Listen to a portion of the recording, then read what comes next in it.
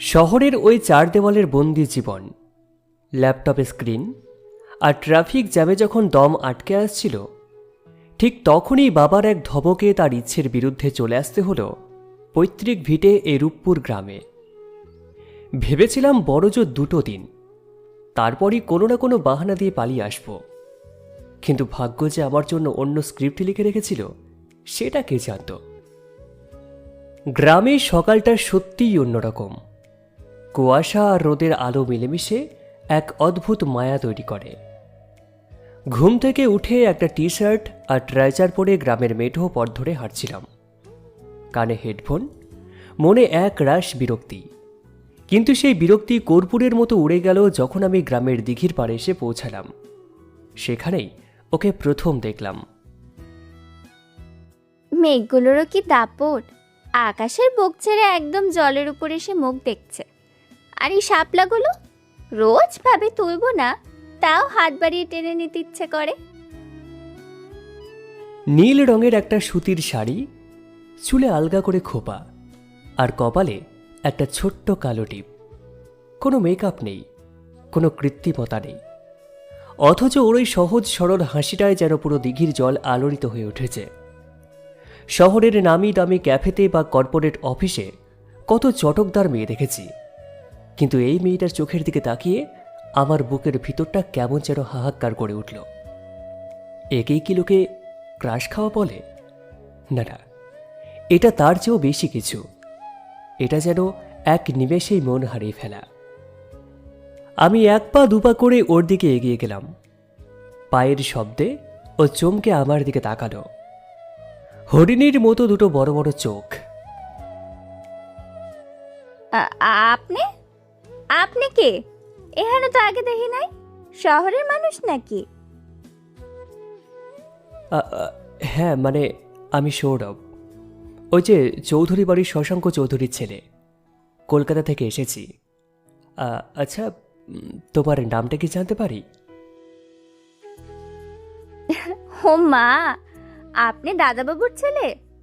আমি স্নেহা, এই গায়েরই মেয়ে। আমাগো বাড়ি ওই যে বড় বটগাছটা আছে ওই পাশে।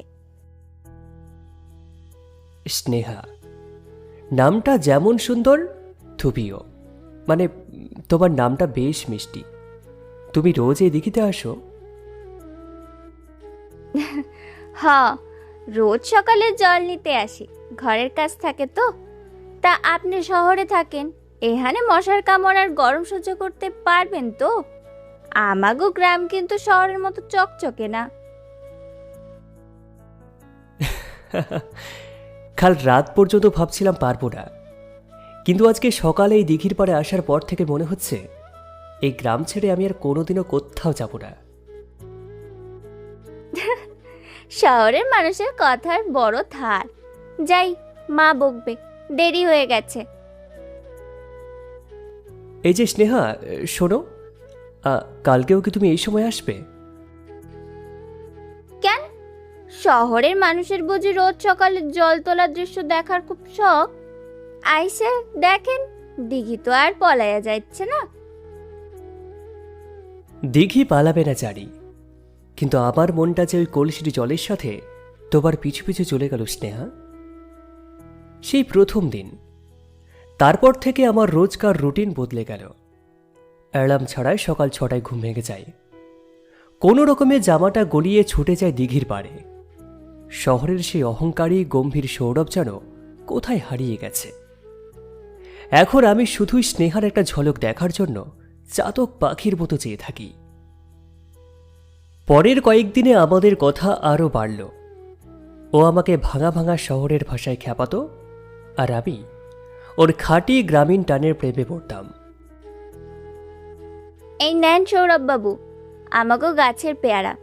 শহরের মতো এমন চকচকে না হইলেও কামড় দিয়ে দেয় মধুর মতো মিষ্টি। দারুণ। সত্যি স্নেহা, তোমাদের এখানের সব কিছুতেই কেমন যেন একটা মায়া জড়ানো। এই পেয়ারা, এই হাওয়া, আর আর কি, থাইমা গেলেন কেন? আর তুমি, তোমার সাথে কথা না বললে এখন আমার দিনটাই শুরু হতে চায় না।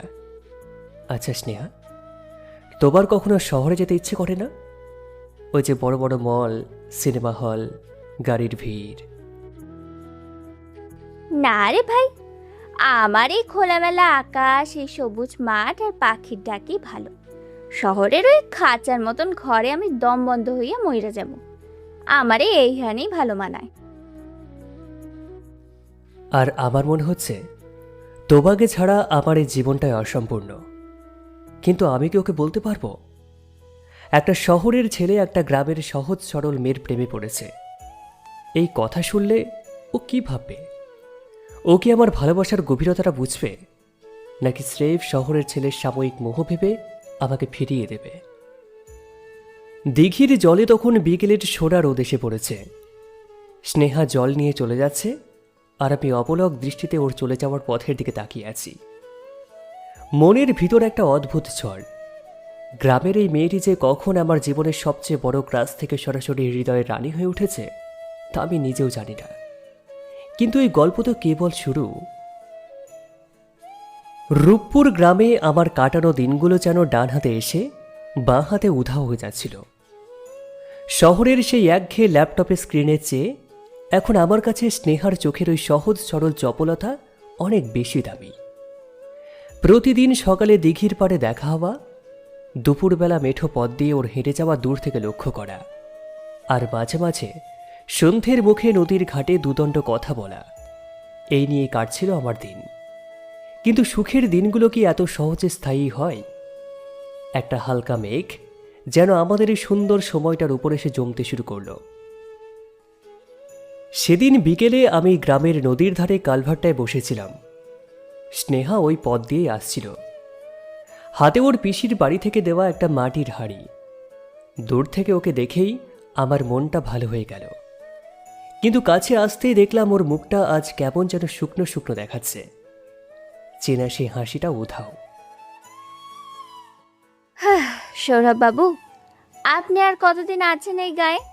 কলকাতা ফিরবেন কবে? কেন বলো তো স্নেহা, হুট করে এই প্রশ্ন? আমার তো আর শহরে ফিরতে ইচ্ছে করছে না। কেন, আমার উপর কি খুব বেশি বিরক্ত হয়ে গেলে?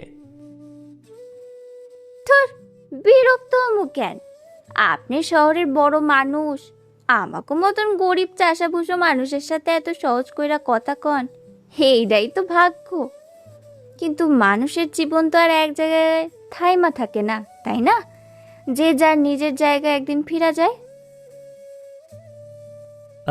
স্নেহা, তোমার কি আজ কোনো কারণে মন খারাপ? বাড়িতে কিছু হয়েছে? তোমার ওই চঞ্চল চোখ দুটো আজকে কেমন যেন মেঘলা দেখাচ্ছে, আমাকে বলতে পারো? না, তেমন কিছু না। মা সকাল থেকে কেমন জানি কান্নাকাটি করতেছিল। ঘটক আইছিল বুঝলেন, পাশের গায়ের এক বড় গৃহস্থের ছেলের সাথে নাকি আমার বিয়ের কথাবার্তা চলতেছে। পোলা ভালো, জমি জমা আছে অনেক, মা বাবা খুব খুশি।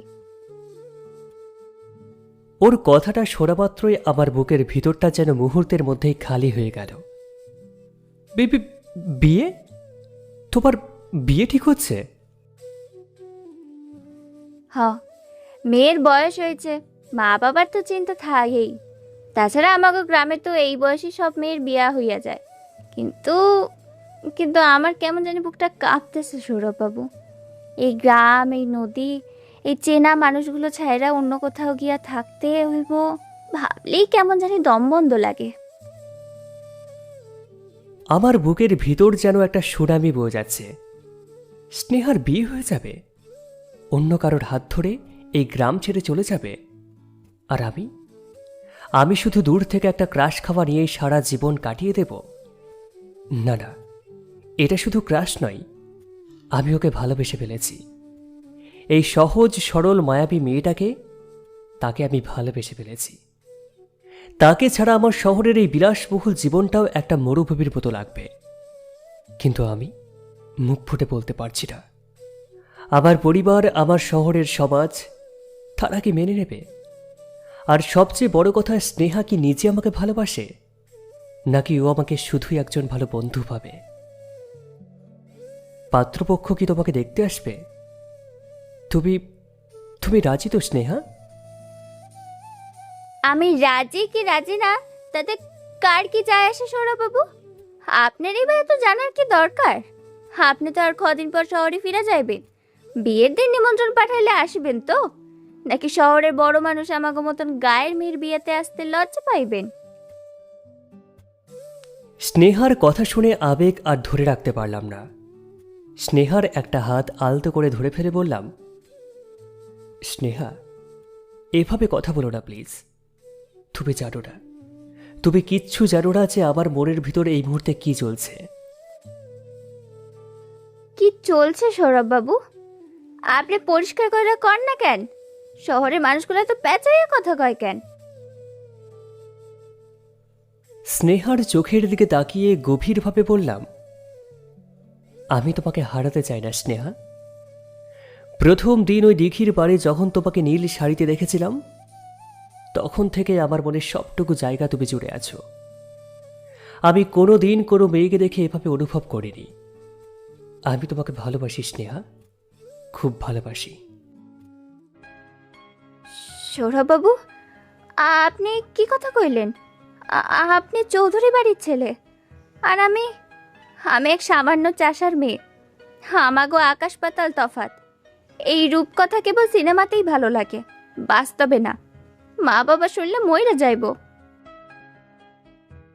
স্নেহার হাত দুটো নিজের হাতের মুঠোয় নিয়ে, ভালোবাসায় কোনো আকাশ পাতাল তফাৎ হয় না স্নেহা। আমি কোনো রূপকথা তৈরি করতে আসিনি। আমি তোমাকে আমার জীবনের অংশ বানাতে চাই। তুমি শুধু আমাকে একটা কথা বলো, তোমার মনে কি আমার জন্য বিন্দুমাত্র জায়গা নেই? তুমি কি আমাকে একটুও ভালোবাসো না? ভালোবাসি না মানে? যেদিন থেকে আপনি ওই দিঘির পাড়ে খাড়াইয়া আমাদেরকে হাঁ করে চাইয়া রয়েছিলেন, সেই দিন থেকেই তো এই অবুঝ মনটা আপনারে দিয়া রাখছি। কিন্তু ডরে কোনোদিন মুখ ফুইটা কইতে পারি নাই। ভাবছি শহরের বড় বাবু কদিন পর আমাকে ভুইলা যাইয়া চইলা যাইবুকা। কিন্তু আজ আজ যখন আপনি নিজেই মুখ ফুইটা কইলেন, তখন আমার মনের ভেতর আনন্দ হইব নাকি বুকটা ফাইটটা যাইব আমি বুঝতে পারতেছি না। মনের সমস্ত আনন্দ আর স্বস্তি চেপে রেখে ওর চোখের জলটাকে মুছিয়ে দিয়ে বলছি, যখন দুজনেই দুজনকে ভালোবাসি তখন আর কোনো ভয় নেই স্নেহা। তুমি শুধু নিজের উপর আর আমার উপরে ভরসা রাখো। আমি আমার বাবার সাথে কথা বলবো। এই সৌরভ চৌধুরী কখনো পিঠ দেখিয়ে পালিয়ে যাওয়ার ছেলে নয়। কিন্তু চৌধুরী দাদাবাবু যদি রাজি না হন, উনি যদি আমার মেনে না নেন? নদীর উপর অস্তগামী সূর্যের লাল আভার দিকে তাকিয়ে আমি বাবাকে বোঝাবো, ওনার ছেলে শহরের কোনো চাকচিক্যের বাজে যা খুঁজে পায়নি, এই রূপপুরের এক সাধারণ মেয়ের সরলতার মাঝে তা খুঁজে পেয়েছে। তুমি শক্ত থেকো স্নেহা, বাকিটা আমি দেখে নেব। নদী পাড়ের সন্ধেটা সেদিন যেন একটা নতুন আশার আলো নিয়ে এলো। স্নেহা ওর মাটির হাঁড়িটা নিয়ে বাড়ির দিকে রওনা দিল, আর আমি কালভার্টায় বসে রইলাম। ভালোবাসা প্রকাশ করা যতটা সহজ, তাকে পরিণতি দেওয়াটা ঠিক ততটাই কঠিন, বিশেষ করে আমাদের মতো দুটো আলাদা পৃথিবীর মানুষের ক্ষেত্রে। আমি জানতাম এরপরই আসল ঝড়টা আসবে। আমার বাবা, চৌধুরী বাড়ির আভিজাত্য, এই সব কিছুর মুখোমুখি আমাকে হতে হবে। কিন্তু স্নেহার ওই ভেজা চোখের ভালোবাসা আমাকে যে লড়ার শক্তি দিয়ে দিয়েছে। নদী পাড়ের সে সন্ধেটার পর থেকে আমার মনের ভিতর এক অদ্ভুত জোর কাজ করছিল। স্নেহা আমাকে ভালোবাসে, এই একটা অনুভূতি যেন আমার পৃথিবীর সমস্ত ভয়কে তাড়িয়ে দেওয়ার জন্য যথেষ্ট ছিল। কিন্তু বাস্তবের জমিনটা যে রূপকথার চেয়েও অনেক বেশি শক্ত, সেটা টের পেলাম পরের দিন সকালেই। কলকাতা থেকে হঠাৎ করেই বাবা কোনো খবর না দিয়ে গ্রামে চলে এলেন, আর ওনার আসার কারণটা আমার কল্পনার চেয়েও বেশি ভয়ানক ছিল। চৌধুরী বাড়ির বিশাল বসার ঘরে বাবা গম্ভীর মুখে সোফায় বসে আছেন। ওনার সামনে টেবিলের উপর কিছু ছবি আর কাগজপত্র। আমি ঘরে ঢুকতেই ওনার তীক্ষ্ণ দৃষ্টি আমার উপর এসে বলল, বাবা, তুমি হুট করে গ্রামে? কোনো সমস্যা হয়েছে কলকাতায়? সমস্যা কলকাতায় হয়নি সৌরভ, সমস্যা হয়েছে এই রূপপুর গ্রামে। তুমি এখানে কি করছো আজকাল? আমি তোমাকে পাঠিয়েছিলাম একটু শান্তিতে দিন কাটিয়ে মাথাটা ঠান্ডা করতে, আর তুমি এখানে এক চাষার মেয়ের সাথে জমিদারের আভিজাত্য ধুলোয় মেশাচ্ছ। বাবার কথা শুনে বুকের ভিতরটা কেঁপে উঠল। নিজেকে শান্ত রেখে বললাম, বাবা, তুমি স্নেহার কথা বলছো? ও কোনো সাধারণ মেয়ে নয়। ও যাকে বলে আমি ওকে ভালোবাসি বাবা, আর ও কোনো ভুল কাজ করেনি। ভালোবাসা? শহরের নামি দামি বিজনেসম্যানদের মেয়েরা তোমার পিছনে ঘোরে, আর তোমার পছন্দ হলো এক গেঁয়ো মেয়ে যে ঠিকঠাক দুটো কথাও বলতে পারে না। চৌধুরী পরিবারের বউ হওয়ার যোগ্যতা ওর নেই সৌরভ। আমি আজই পাশের গাঁয়ের ওই পাত্রের পরিবারের সাথে কথা বলেছি। ওরা স্নেহার পরিবারকে চাপ দেবে যাতে দ্রুত বিয়েটা হয়ে যায়। আর তুমি আজ বিকেলের গাড়িতেই আমার সাথে কলকাতা ফিরছ। না বাবা, আমি যাব না। আর স্নেহার বিয়ে তুমি এভাবে জোর করে অন্য কোথাও দিতে পারো না। আমি ওকেই বিয়ে করব, আর এটাই আমার শেষ কথা। বাবার ঘর থেকে বেরিয়ে আমি সোজা ছুটলাম দিঘির পাড়ের দিকে। বুকটা তখন দুলছিল এক অজানা আশঙ্কায়। দূর থেকে দেখলাম স্নেহা গাছের তলায় বসে আছে, কিন্তু ওর কাঁধে কোনো জল ভরার কলসি নেই। ওর দুই হাঁটুতে মুখ গুজে কাঁদছে। আমার পা দুটো যেন আর চলছিল না। আমি গিয়ে ওর পাশে বসলাম, আলতো করে ওর কাঁধে হাত রাখলাম। সৌরভবাবু, আপনি আপনি এখানে কেন আইছেন? চলে যান সৌরভবাবু, আমাকে আর দেখা করা ঠিক হইব না। চৌধুরী দাদাবাবু আমাদের বাড়িতে লোক পাঠাইছিল। আমার বাবারে কত অপমান করছে। বাবা তো লজ্জায় গলায় দড়ি দিতে গেছিল। স্নেহার দুহাত চেপে ধরে চোখে জল নিয়ে বললাম, স্নেহা, প্লিজ শান্ত হও। আমি সব জানি। বাবা আজ এসেছিলেন। আমি বাবার সাথে লড়াই করে এসেছি। না সৌরভবাবু, এই লড়াইয়ে আমরা জিততে পারবো না। আপনি শহরের বড় সাহেব, আপনার অনেক মান সম্মান। আর আমাকে কি আছে? শুধু এই ভাঙা ঘর আর একটুখানি সম্মান, সেইটাও যদি চইলা যায়, আমরা মুখ দেখাবো কেমনে? বাবা আমারে কসম দিয়েছে, ওই পাশের গায়ের পোলার সাথেই আমার বিয়া হইব। আগামী পরশুই বিয়া। পরশু বিয়ে? এত তাড়াতাড়ি? বাবা নিজের ক্ষমতা জোরেই কাজটা করলো। আমারে ভুইল্লা যান সৌরভবাবু, আপনি শহরে ফিরা যান। কোনো ভালো শহরের মেয়েরে বিয়া কইরা শুয়ে থাকেন। গ্রামের এই অভাগী স্নেহার কথা একটা ক্রাশ মনে কইরা ভুইল্লা যান। আমাদের কপালে একসাথে থাকা লেখা নাই। স্নেহার চিবুকটা আলতো করে উঁচিয়ে ধরে ওর চোখের জলটাকে মুছিয়ে দিয়ে বললাম, গ্রামের এই মেয়েটি যখন আমার মনে ক্রাশ হয়ে এসেছিল স্নেহা, তখন থেকে সে আমার পুরো হৃদয়টা দখল করে নিয়েছে। একে ভুলে যাওয়া মানে আমার নিজের অস্তিত্বকে ভুলে যাওয়া। তুমি কি পরশুদিন এই মণ্ডপে অন্য কারোর গলায় মালা দিতে পারবে? আমার চোখের দিকে তাকিয়ে বলো, তুমি কি পারবে? পারবো না। আমি ময়রা যাবো সৌরভবাবু, তাও অন্য কারোর হইতে পারবো না। কিন্তু আমি নিরুপায়। বাবার সম্মান যে আমার কাছে সব। স্নেহা, যদি আমাদের সমাজ আর পরিবার আমাদের না বোঝে, তবে আমাদের নিজেদের পথ নিজেদেরকে বেছে নিতে হবে। পরশুদিন বিয়ের লগ্ন শুরু হওয়ার ঠিক আগে শেষ রাতে আমি এই দিঘির পাড়ে গাড়ি নিয়ে অপেক্ষা করব। তুমি যদি তোমার এই সৌরভের উপর ভরসা রাখতে পারো, তবে সব কিছু ছেড়ে চলে এসো আমার কাছে।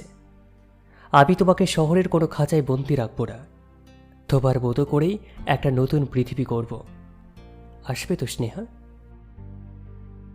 আসবো। যদি এই সমাজ আমাকে ভালোবাসা না বোঝে, তবে আমি আমার সবটুকু দিয়ে আপনার হাতটাই ধরবো। পরশু শেষ রাতে এই দিঘির পাড়েই আমাদের ভাগ্য ঠিক হইব। স্নেহা বাড়ির দিকে চলে গেল। ওর হেঁটে যাবার দিকে তাকিয়ে আবার মনে হচ্ছিল আমি হয়তো মস্ত বড় একটা জুয়া খেলছি। নিজের পরিবারকে ছেড়ে বাবার অমতে গিয়ে একটা মেয়েকে নিয়ে পালিয়ে যাওয়া সহজ কথা নয়, কিন্তু ভালোবাসার মর্যাদা রক্ষা করার জন্য এর চেয়ে বড় পরীক্ষা আর কী বা হতে পারত। পরের 24 ঘন্টা আমার জীবনের সবচেয়ে দীর্ঘ আর ভয়ঙ্কর সময় ছিল। চারিদিকে বিয়ের সানাই বাজছে স্নেহার বাড়িতে, আর আমার বুকে বাজছিল এক আশঙ্কার ঢাক। শেষ রাতের আর মাত্র কয়েক ঘন্টা বাকি। ঘড়ির কাঁটায় তখন রাত 3টে। চারিদিক নিশুতি নিস্তব্ধ।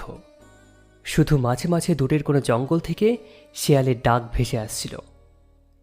আমি চৌধুরী বাড়ির পিছনের দরজা দিয়ে আলতো করে বেরিয়ে এলাম।